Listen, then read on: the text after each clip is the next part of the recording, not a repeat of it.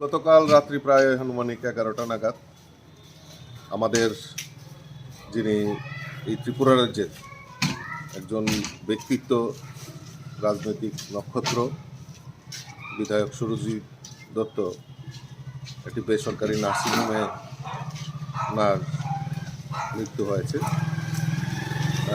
ওনার এই যে কাজ উনি করে গেছেন, আমি মনে করি সাবরামনগরের বাসীর এবং এই ত্রিপুরা রাজ্যেরও একটা অপূরণীয় ক্ষতি রাজনৈতিক মহলে হয়েছে। আমি ওনার প্রতি শ্রদ্ধাঞ্জলি নিবেদন করছি এবং ওনার পরিবারের সকল সদস্যদেরকে আমি সমবেদনা জ্ঞাপন করছি। আজকে ওনার মরদেহ আসবেন, আমরা শ্রদ্ধাঞ্জলি জানানোর জন্য প্রথমে সেক্রেটারিয়েট, তারপর অ্যাসেম্বলি, তারপর আমাদের পার্টি অফিসে আনা হবে, তার পরবর্তী সময়ে বাড়িতে নিয়ে যাওয়া হবে। পরে বাড়ি থেকে একটি শোভাযাত্রার মাধ্যমে ওনাকে শেষ শ্রদ্ধা জানিয়ে বটতলা মহাশ্মশানে ওনার শেষকৃত্য সম্পন্ন হবে। আমাদের এই রাজনৈতিক জীবনে একটা অপূরণীয় ক্ষতি হয়েছে।